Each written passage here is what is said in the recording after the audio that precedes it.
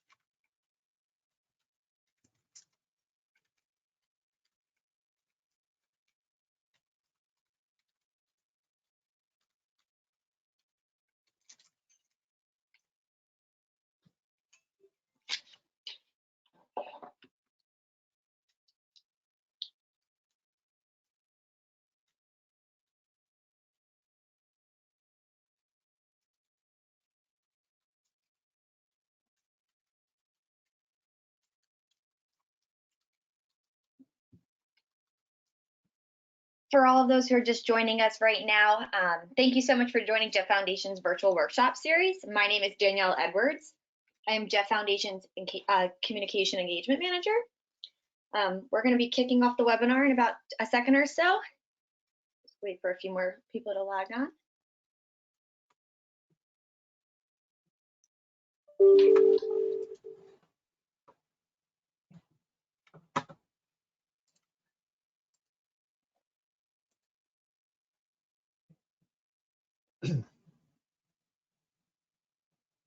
Okay, thank you everyone for joining us today. We are kicking off our virtual workshop series with Dr. David Weber, who will be giving us updates in the endocrine and bone health care of DMD patients. With that being said, David, I'll toss it over to you, who will then be starting off the webinar. Thank you. Wonderful. Thank you for the opportunity to be here. I'm excited, and thank you all for joining. So I'm a pediatric endocrinologist here. I work at the University of Rochester Golisano Children's Hospital, and I do understand that there may be people coming from different regions of the country. So I just want to kind of say that up front, I'm going to be just giving a general approach to the management of the endocrine and the bone health complications in boys with Duchenne. And of course, there's going to be considerable variations from clinic to clinic, but just want to give you an overview here and kind of walk through what our approach in our clinic is. So again, we'll be focusing on endocrine and bone health today. So first, I want to just give you a brief introduction to the endocrinology and what an endocrinologist is, and then kind of walk through the different issues that may come up for your kids. In particular, thinking about effects of Duchenne and really the effects of steroids on growth, leading to bones that are weak and maybe more likely to break, leading to some weight gain and complications of excess weight gain, affecting the onset of puberty, risk for adrenal insufficiency, and then briefly talking about some kidney stones. And then also just wanted to give you an idea of what to expect at the endocrine visit if you haven't had one yet, or to sort of like think through how your endocrine management has been.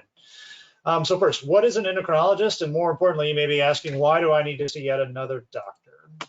So endocrinology is the study of hormones. So hormones are proteins that are made by the body, and they are really important to controlling all sorts of daily functions.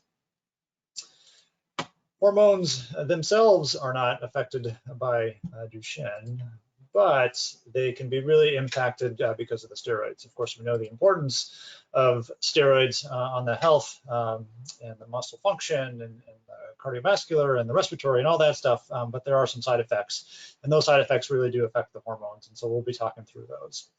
So I'm just kind of showing here a picture of the different hormones in the body, and they're all controlled by a part of the body called the pituitary gland, which is in the middle of your brain.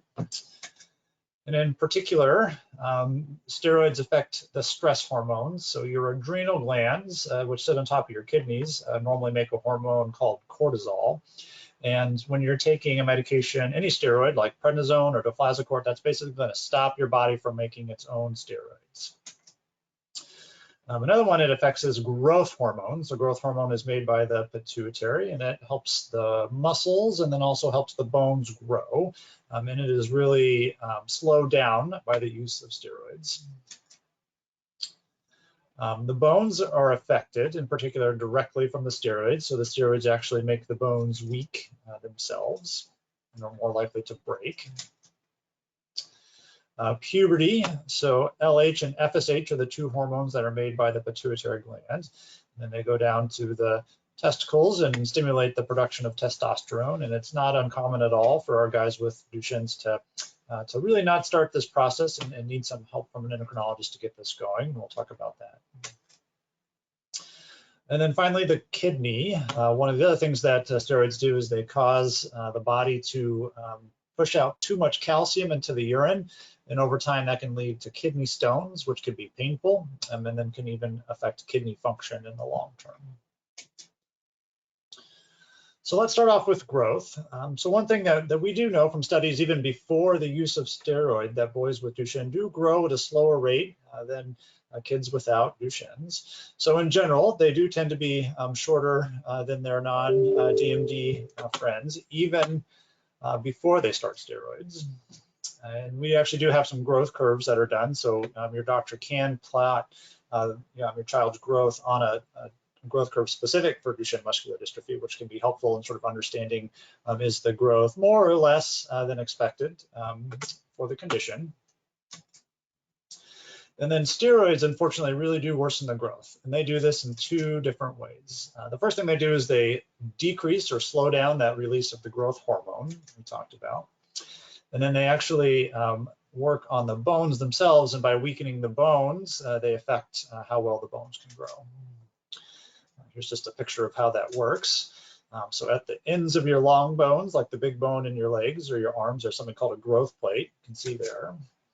And steroids actually get into that growth plate and they damage it. And that's one of the reasons that the growth is slower. So are there medications to help with growth? The answer to that is maybe. So growth hormone is used in some centers. So growth hormone is a hormone that we give patients who don't make growth hormone for a variety of reasons. There have been very few studies done in boys with Duchenne's. This is given as an injection. It's given every night before bed. One of the reasons that not a lot of people are using growth hormone to treat growth in boys with Duchenne's is because of the side effects. And some of these side effects can be severe, so they can cause a certain type of headache that's due to overproduction of the fluid around the brain. If you grow too quickly, it can lead to a fracture of the hip. If there's a scoliosis, which is a curve in the back, it can make that worse. And then in people on steroids, it can actually increase the chance of getting diabetes, which is high blood sugar. And then one of the big questions we don't really know is there a possibility that it could actually worsen the muscle function? And so there are some studies that show that people with Duchenne or other muscular dystrophies who are taller actually have a more severe course and have muscle function that's not as good. So that's been one of the things that we've always been concerned about. So should my child be treated with growth hormone? So that's a great question. And so this is something your endocrinologist is going to talk to you about. And they're going to go through the risks and the benefits directly as they relate to your own child. Moving on to weight gain. So this is something that I think many guys do notice and can definitely be a troublesome side effect. And the steroids do lead to weight gain in a couple of different ways. The first thing you may have noticed is they definitely increase the appetite. So a lot of the guys will find that they're just hungry all the time. And they actually decrease the metabolism. So at the same time that you're eating more, your body is actually not burning the calories as well. And then they lead to fat deposition, especially in certain parts of the body, like the cheeks you may notice, and then around the midsection. And then really when we as endocrinologists and doctors think about the weight, we're really worried about what are the complications of the weight gain. And so one of our jobs as endocrinologists is going to be to help keep track of these. And we know that with too much weight gain, you can have increase in your cholesterol levels, increase your blood pressure. Both of those are not good for your heart health. Actually can increase your risk of having a broken bone. If you can imagine, if you were to fall and you weigh more, it's more weight and a more greater chance of breaking a bone. And then of course, increasing that risk of diabetes. And then there's some functional things as well. So if you get too heavy, it may affect your mobility, may worsen back pain, can affect sleep. So a number of different things.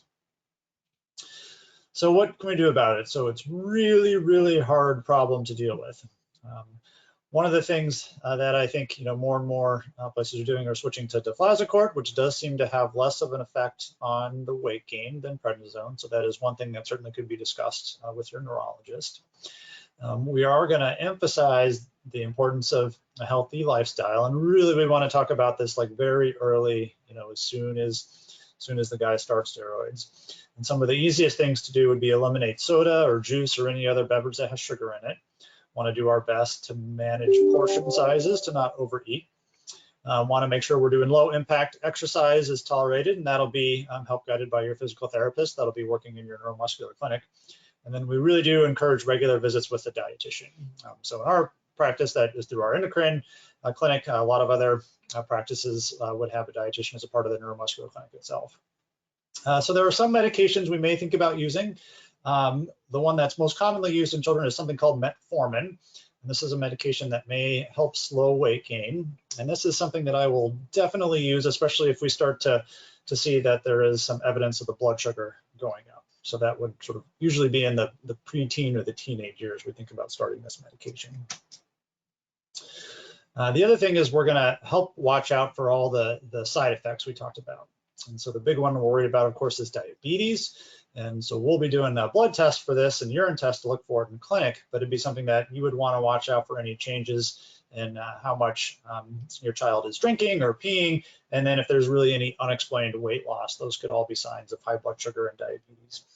And then usually once a year in our clinic, we would do a urine test looking for any sugar in the urine. So you should have no sugar in the urine, and then do a blood test. And that's actually measuring the blood sugar level, and something called the hemoglobin A1C, which is kind of like a three-month average of what your blood sugar is.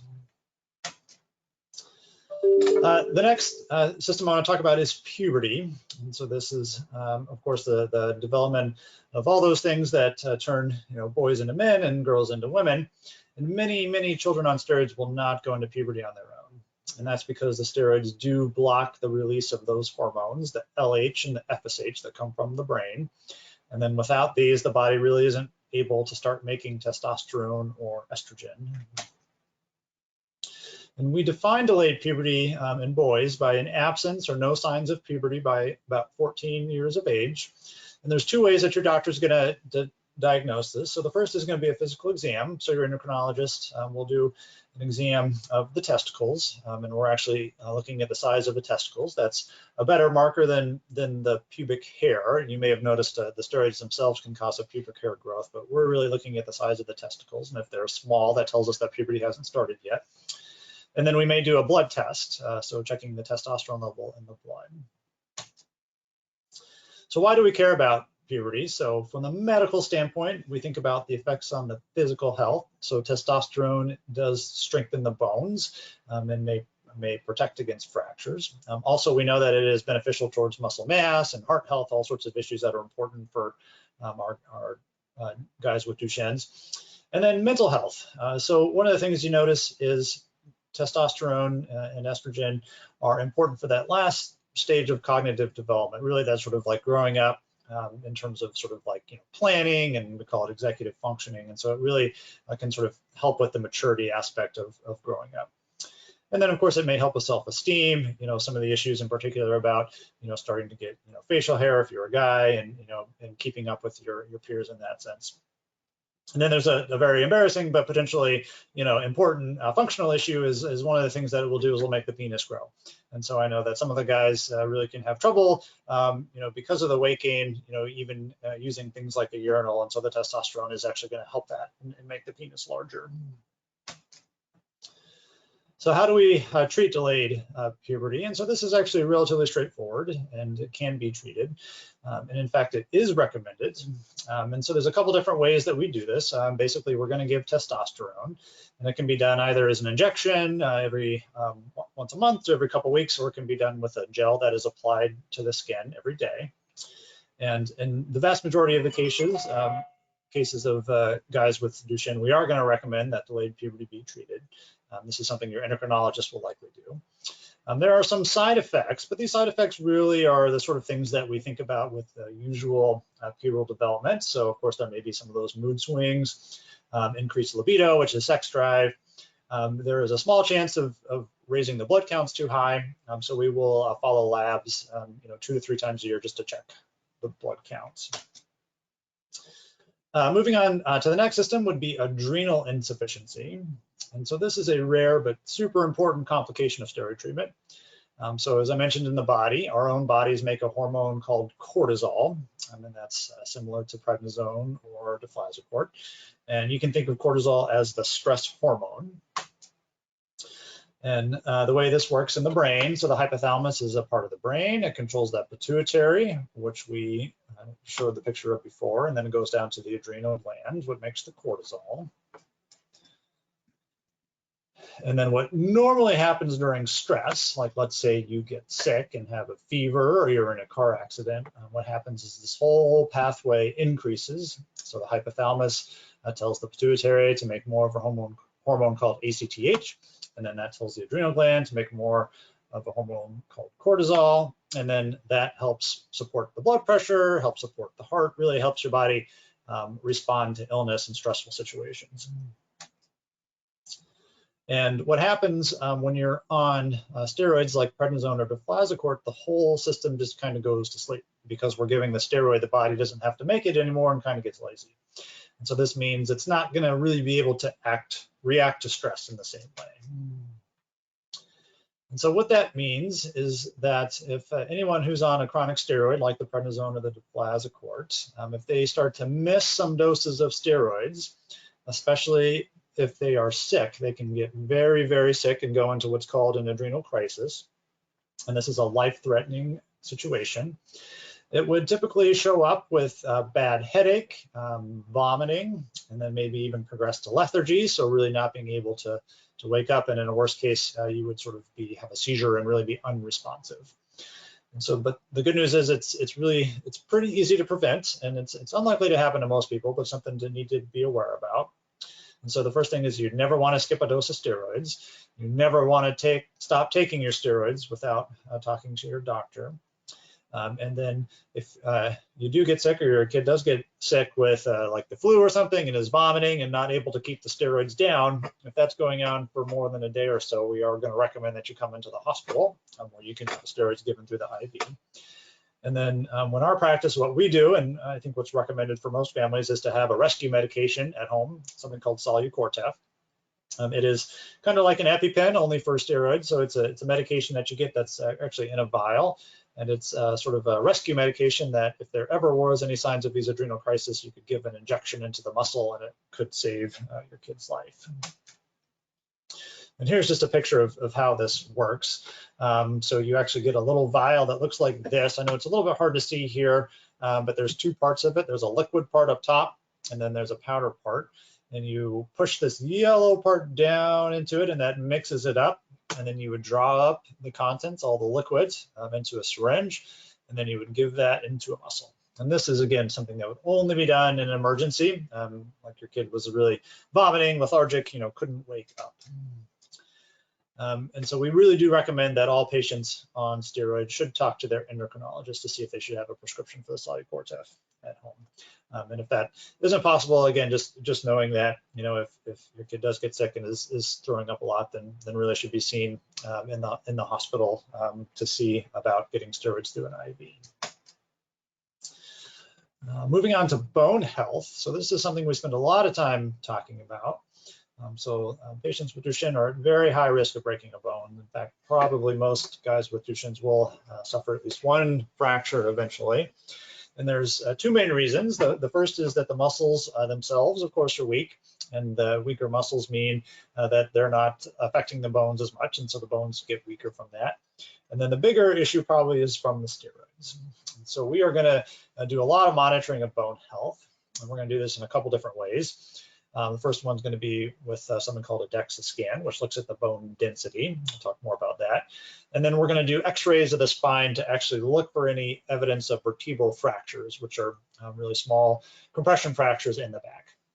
And then we're going to do some blood work to monitor things like calcium and vitamin D. So I wanted to just show you a picture of what a DXA scanner looks like. So it's a table here that looks kind of like an exam table, but with a little wand over the top. You lay flat on your back. This measures the bone density, and we care about bone density because people with a lower bone density have a higher chance of breaking a bone. And then they're going to be reported as a Z-score, and this is a kind of an unusual thing, but 0 is actually a good score. So 0 means the bone density is average for age, and we start to get worried once these start to be negative numbers, especially once they get to be below -2. And then we recommend that we get these DXA scans done every 1 to 2, maybe 3 years, really starting, probably within 1 or 2 years after starting the steroids. And then the x-rays we're going to do for 2 reasons. The first is going to be to look for scoliosis. So that is the curve in your back. The good news, this is a much less common complication of Duchenne, and that's really been prevented by the steroids.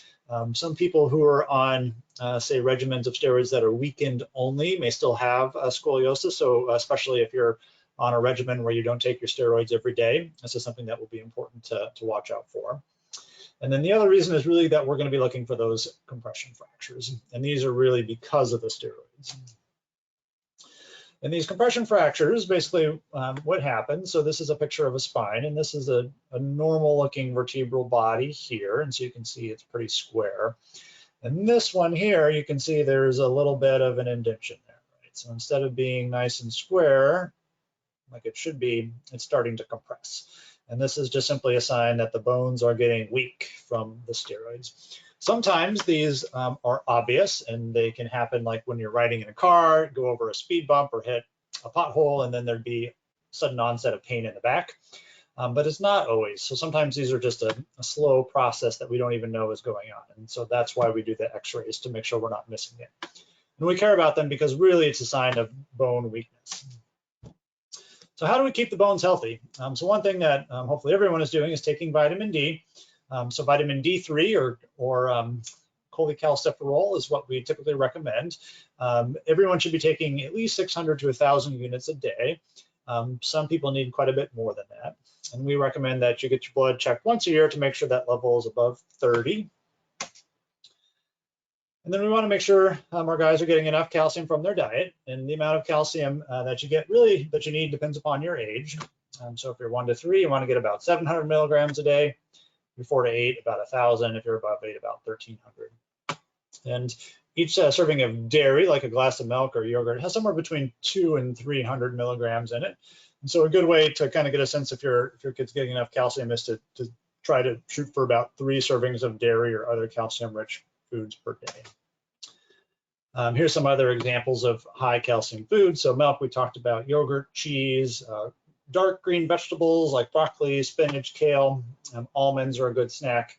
And then for some kids, especially who just really can't do the dairy, then your doctor may recommend doing a calcium supplement. Oftentimes, just over-the-counter Tums is a good choice. They come in just the usual chewable tablets. They have gummies. There's all sorts of different chewable gummy forms out there. It is important that you not start a calcium supplement without talking to your doctor first, though. The reason for that is too much calcium can actually cause some problems as well. So usually your endocrinologist is going to be doing some blood work and is going to help make some recommendations about when you or your child should be starting on calcium. In terms of other bone treatments, so if we get to the point where there is a compression fracture in the back or a fracture of a long bone like a femur, we are likely going to recommend a medication called a bisphosphonate. And of these, Zometa is the name of the one that is most common. And these medications are actually given via an IV infusion, typically 1 to 2 times per year. Usually these are done, at least in the beginning, in a treatment center or in the clinic. Sometimes they can be given in the home. There are some side effects, especially with the first infusion. It can have a fever, it can have some symptoms of the flu. It can drop the calcium. We do our best to try to minimize these side effects. And the good news is it really is only the first infusion that these develop. And these medications, what they do is they prevent bone loss and reduce the risk of fracture or broken bone. There's other medication out there that some centers are starting to use. There are some clinical trials going on right now looking at this. The medication is called denosumab. The nice part about this medication is it's given through a subcutaneous injection and doesn't require an IV, and it's given every 3 to 6 months. Side effects are kind of similar to the bisphosphonates. The one issue with these is you really have to keep on them, because if you stop them suddenly, it can actually cause your calcium levels to go very high, which can be dangerous. And that's probably the reason that we're not using these as much at this point. But they do work the same way as the bisphosphonates. A few centers are looking into using some medications that actually build bone. So one of these is teriparatide. This is a medication that is, Forteo is the other name of it. This is a medication that's commonly used in adults. We have been a bit worried about using it with children in the past because of concerns about whether it might have caused some types of rare bone cancers in kids who have growth plates that are still open. Although I think we're getting more and more data that this medication may be safe, and so I think you're going to be seeing more studies investigating this medication in kids with Duchenne. And then there's another medication out there called romosozumab, which is a newer one. It's been relatively recently approved in adults. There are concerns about how it may affect the heart, and to my knowledge, we really haven't had many studies in children of this. The benefits of these, again, is that they don't require an IV there given via an injection into the skin. So the other reason that we might actually start a medication would be if the bone density on the DXA scan is getting lower over time. And there are some forms of bisphosphonates that are given by mouth. The most common one you'll see is something called alendronate or Fosamax. And this is usually given once a week. Some regimens do, some doctors do have you do it every day. So kidney stones would be the other thing that we are going to watch out for. And these are more common the older you get, and then the longer you've been on steroids. And what the steroids are doing here is they're causing extra calcium to be lost in the urine. And then this can be compounded by kind of sitting in a wheelchair, and that you might not be able to empty the bladder as much. And so the signs of a kidney stone would be pain with urination, blood in the urine. And it's important to recognize this because it can lead to kidney damage. So how do we screen for this? And so what's going to happen, usually your endocrinologist or your neuromuscular doctor will do a urine test. That may be just a spot collection or collecting a urine sample in a cup, or it might actually be a full 24-hour urine collection to figure out how much calcium is there. If that calcium level is too high in the urine, likely you're going to get an ultrasound of the kidney. And then based on that, you may well go see a kidney doctor or nephrologist. And some of the treatments might be dietary modification. A super important thing to do to prevent kidney stones is to really go easy on the salt. So when you eat salty foods, a lot of salty foods, that actually causes even more calcium to go in the kidneys. So one of the first steps is to limit the salt intake. And then another thing that's important is to stay hydrated. So if you can imagine, keeping the kidneys nice and flushed is going to help prevent any of that calcium from building up into stones. And then if those steps don't work, there are some medications, something called a thiazide diuretic or a medication called citrate that sometimes would be used. And again, these would usually be given to you by a kidney doctor or nephrologist. So when should my child be seen by an endocrinologist? So I think anytime that you have any concerns about the growth, about weight gain that's too much, if there's no signs of puberty by around the age of 12 to 14, any broken bones, and then possibly to discuss management of adrenal insufficiency if that's not something that your neuromuscular or your pediatrician is comfortable discussing with you. And then especially if the steroids are going to be stopped, it might be helpful to have an endocrinologist help come up with a safe way to come off of the steroids. And then what to expect at the endocrine visit. So we're going to try to do a height and a weight measurement. There's different ways of measuring height for our kids that can't stand. And so that sometimes will be done laying down on the table, might be measuring the forearm, might be measuring the lower leg. There is going to be a physical exam, and this is definitely going to be including a puberty exam. So that will be looking underneath the pants to look for the testicle size and look for any pubic hair growth. And then you're going to be asked questions about how long have you been on steroids, what dose, questions about growth and puberty. They're going to ask detailed questions about any broken bones and whether or not you or your kid's having any bone pain. Oftentimes there'll be a dietary history, maybe done by a nutritionist or maybe done by the doctor. And then we usually recommend seeing a nutritionist once per year. And then the blood and urine tests, again, usually once per year. We do our best to try to combine these with the tests that the other doctors need, like the heart doctors and the neuromuscular doctors. And as I mentioned before, the DXA scan and the back x-rays. And again, these will be every 1 to 2 years, really kind of depending upon age, on kind of what's going on in terms of number of broken bones, things like that. I think that is all I have. So happy to take any questions at this point.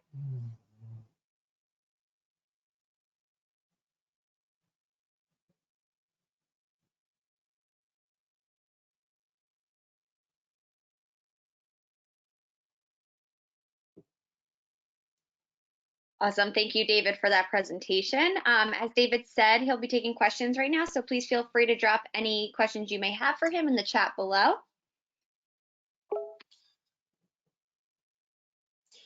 Okay, so great question. Is any of this going to be relevant to adults with DMD who've never used steroids? So yes, I think in particular the bone health discussion would be the one that is going to be most relevant to adults who've not been on steroids.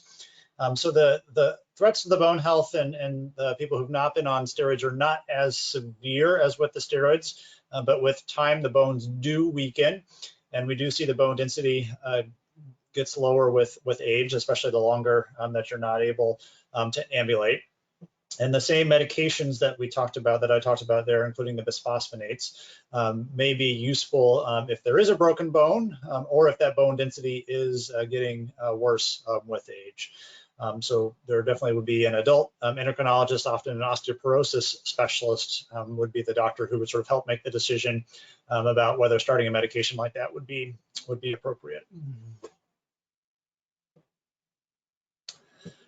Another good question: when should boys see an endocrinologist? They are not included with the clinic where I go. So I do recommend trying to get in to see an endocrinologist within a couple of years after starting the steroids. The guidelines, and I'll admit that I was a part of the developing these guidelines that were put out by the CDC, do trying to recommend establishing care with an endocrinologist within a couple of years of starting steroids, to start out with the bone health monitoring. Nearly all centers that have pediatric neuromuscular clinics will have pediatric endocrinologists. And so even if they're not integrated directly within the neuromuscular clinic, they certainly should be available for a referral. Okay, so what are the side effects of metformin? Metformin is an extremely safe medication, so it's used by millions of people in this country. There's a couple different forms of it. The regular form of metformin can be associated with some gastrointestinal side effects, including nausea and vomiting and diarrhea.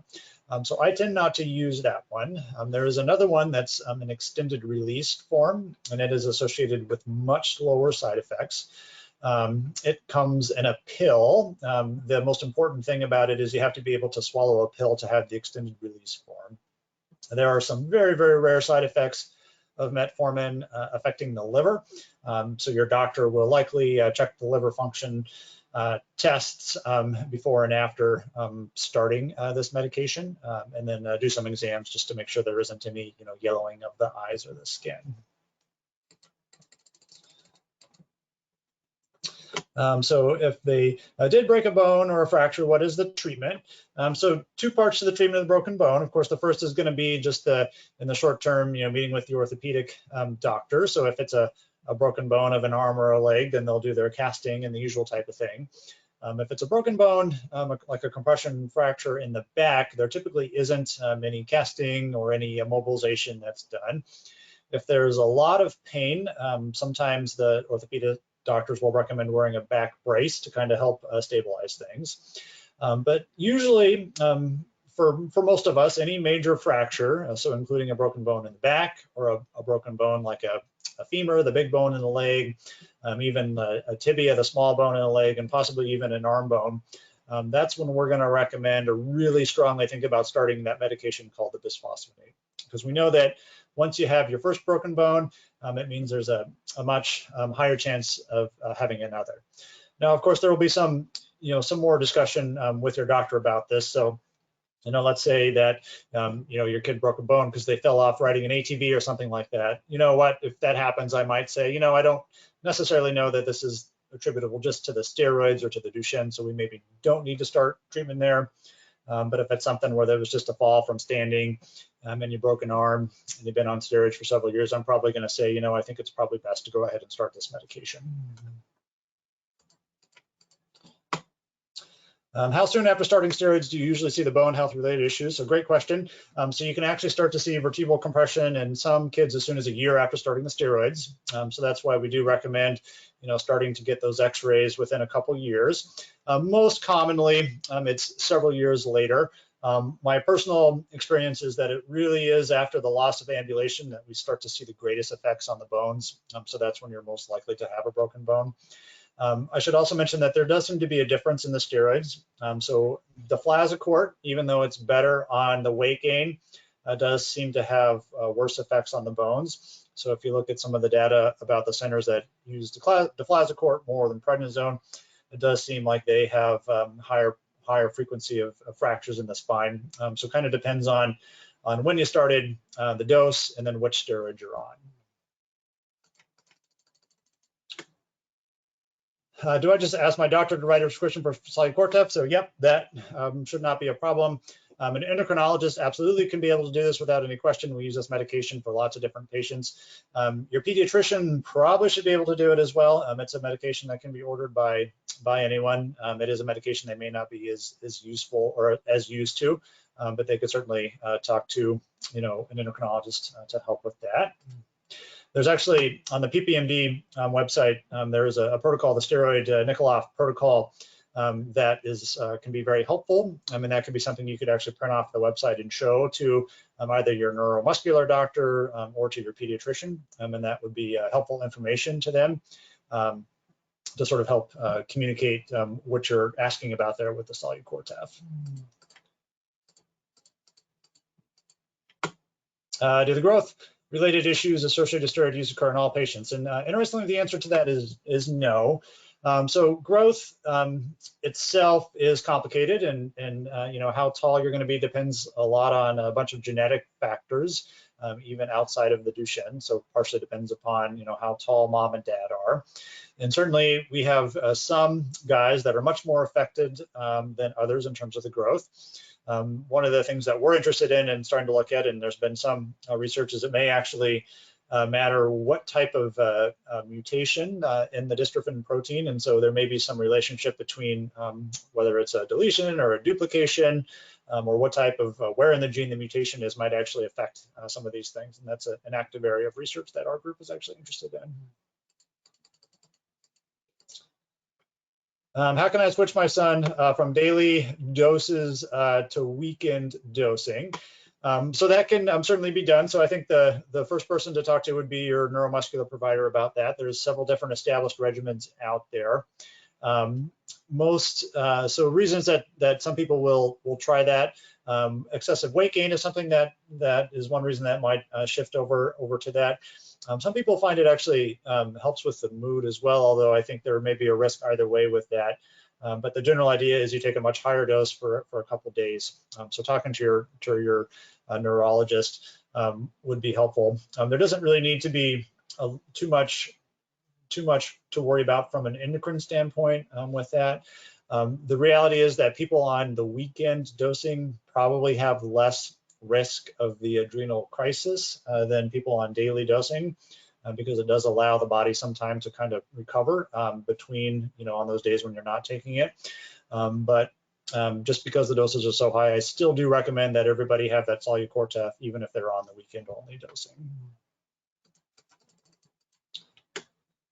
What would be the treatment of an adult male with DMD, breaks a bone, or has a fracture? So it actually would be pretty much the same.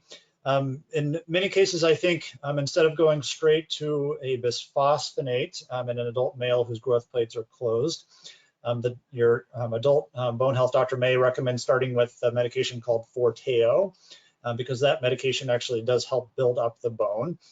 So most adult protocols that do that would maybe treat with the medication like Forteo, the teriparatide, for 1 to 2 years, and then follow that up with a bisphosphonate.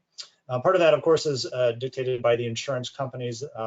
These medications are pretty expensive, but generally speaking, I think the advice would be that any first fracture, particularly a severe fracture of a long bone or a spine, should likely result in treatment. And so certainly talking to, again, an adult endocrinologist or osteoporosis provider. My son is 15. Do you prefer the gel or shots for the growth hormone? I think probably that's meant for the testosterone. Really, it's completely up to the family. So the benefits of the injection is that it's typically done, usually we start off with once a month, and then and oftentimes ends up being every 2 weeks. The nice part about that is it's less frequent, so we don't have to remember it as much. The downside, of course, is it's an injection, but it's really not all that painful. The benefits of the gel is that you do get more of a steady level of testosterone. So some people on the shots, what happens is the testosterone levels go up pretty high after the shot and then start to fall. So some guys will notice big highs, and so like a really good inflated mood, sometimes even to the extent of almost being sort of like manic and sort of hyperactive for a few days, and then kind of feeling really low as the dose wears off. And patients like that, I do usually recommend switching to the gel. So the biggest issues with the gel, again, you have to remember to take them every day. So if you don't take them, the levels in the blood are going to fall really quickly. And then the second thing is it really kind of depends upon the caregiver and who's going to be doing this. So the gel certainly can be given by guys with Duchenne's themselves. They can rub it on their thighs. If there's any female caregivers, they just have to be very careful because if they come into contact with that testosterone on their skin, even if that is from like doing the laundry, things like that, it can actually cause high testosterone in a woman. So you start to get some of the effects like hair growth and things like that. So if there are female caregivers who are doing things like laundry or helping bathe, guys with Duchenne's, it is very important that they're wearing gloves when doing that. But both of them work the same, so really it's kind of a preference, and you can kind of talk through with your endocrinologist what might be best for your own son there. Are high vitamin D levels linked to frequent urination? So the answer to that is maybe.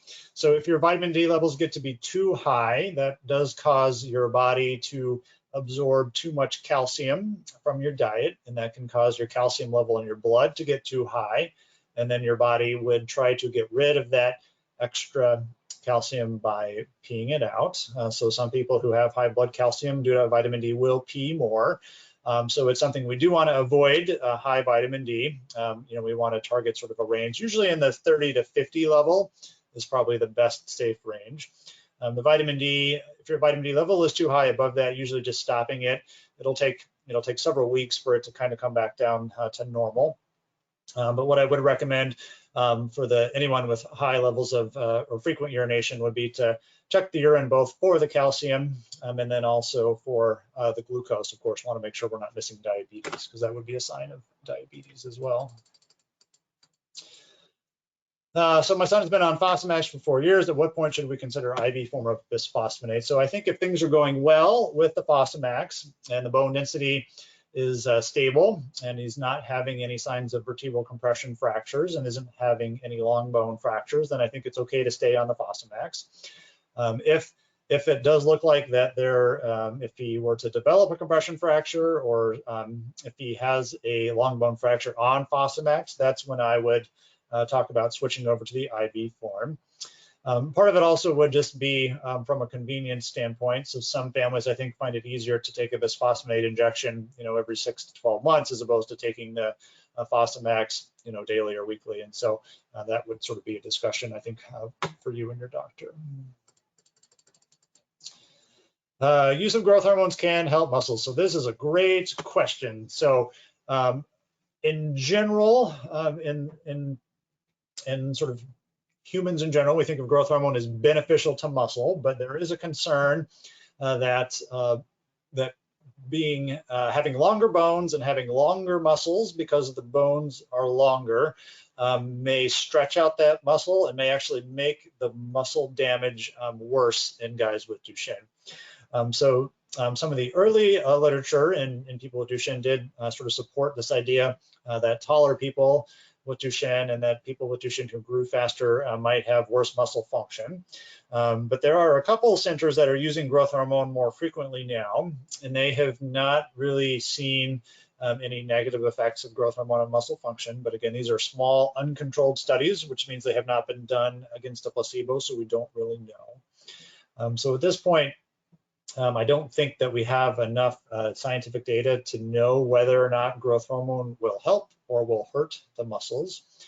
My own particular feeling about this is that, especially in people on steroids, that I think that you don't get a lot of growth benefit in most situations by taking growth hormone. So if you're taking the high dose daily steroids, I don't think you're going to see a tremendous amount of benefit from the growth hormone. So the exception might be, a kid who's really on the shorter side, either because of some genetic factor or something else that's going on, who's just really bothered by it and having a hard time with how small he is compared to his peers. So that would be the one exception where I might say, let's try a growth hormone and kind of monitor all this.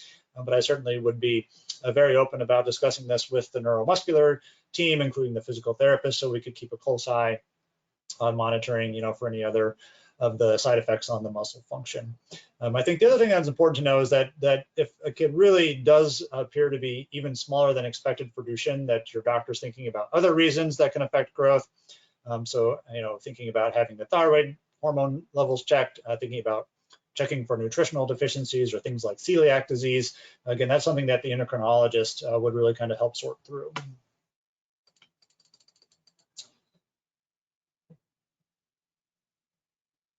Let's see, can you speak more about FES? I don't know what FES stands for.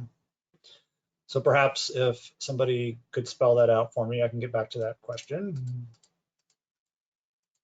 What age should a boy start growth hormone? Again, going to be a very individualized discussion. So I think it would be an age when there is a sort of growth failure there, and the decision the decision would be that it's, the appropriate time to start. Generally speaking, probably the younger, the better. I don't think that you're going to have, much benefit of growth hormone once ambulation is lost. So I think it's something that if it were to be done, starting at a younger age would be more beneficial. So I'm talking, in the sort of, 5 to 8 range, maybe.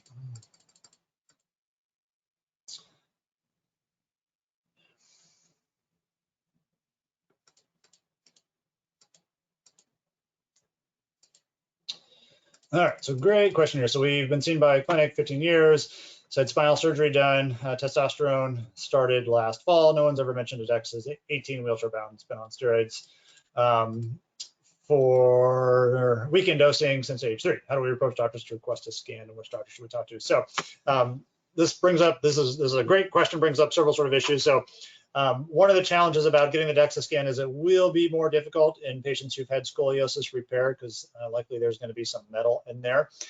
There's a couple different options for doing DXA scans in patients like that. You can actually get a DXA scan of the forearm, and you can get a DXA scan of something called the lateral femur. So that is where a guy would lay on their side and get a DXA scan of part of the lower leg. Not all centers would do that. So I think what I would do is I would, again, ask about, the endocrinologist would be the one to ask about that. There are some patients where it's just simply not possible to get DXA scans. So I think really in our practice, we find the DXA scans most helpful in the younger kids, really to help us decide, how is the bone accrual going at a younger age, and then trying to sort of intervene with medications as we need it. Some other things that you say there, so I'm glad that he's on the testosterone. So the testosterone is going to help. And the fact that he's on the weekend only dosing means that his bones aren't going to be as badly affected as someone who's been on the daily dosing. So those may be some of the factors going into why the doctor has not recommended a DXA scan. But I would certainly start off, if you have an endocrinologist, I would start by talking to them. And then if not, your neuromuscular team should be able to direct you. Yep, starting growth hormones, what age? Again, I think, the younger would be better to get the most benefit out of that. Is daily steroid dosing or weekend dosing better for bone health and growth? So strictly from a bone health and a growth standpoint, weekend dosing is going to have less side effects, but that is certainly going to have to be balanced against the beneficial effects on the muscle strength. So I think that's really sitting down and having a very honest and frank discussion with your neuromuscular doctor about what are your specific goals of treatment in terms of weighing the potential benefits on the muscle function, and then the potential risks in terms of the complications on the bone health and the growth. But weekend only dosing is going to have less severe effects on the endocrine system and the skeleton. Great question. What do you recommend doing if I forget to give a steroid? So you should give it to him right away, and just go ahead and give it. So yep, there's no harm in giving it out of cycle. So if you forget it, go ahead and get it. The reality is, if you miss one day and your kid's not sick with an illness, he's going to be fine.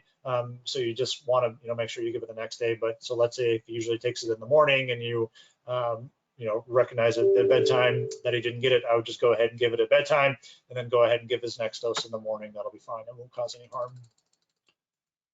Oh, fatty embolism syndrome. Very good. Yes, that is a great question. So this is another potentially life-threatening complication of the steroid use in the fracture. So what this is some kids, even with a minor fracture, most commonly of like the end of the femur, can have a fat emboli, which is a piece of fat that comes from a broken bone, gets into the blood and goes into the lungs.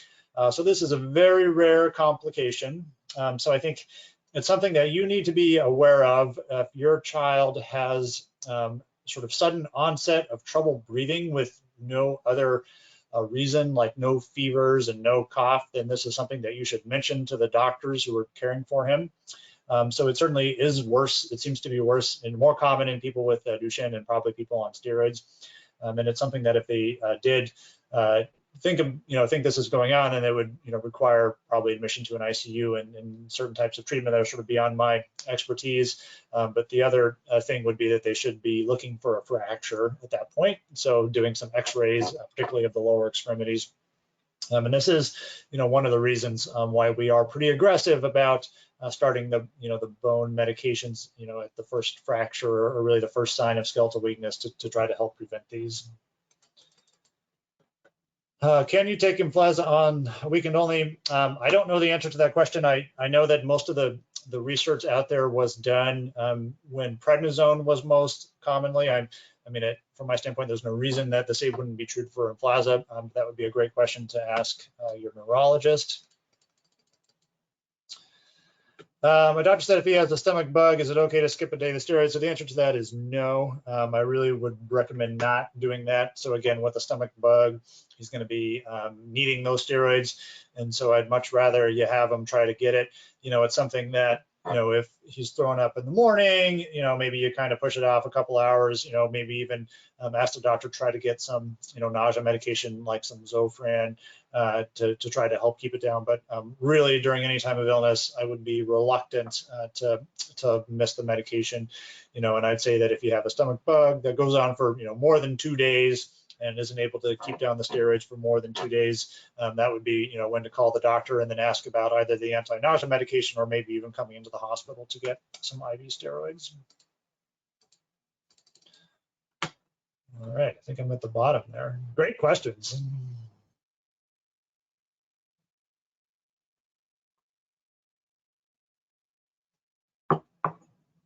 Yeah, those were fantastic questions. Thank you so much, David.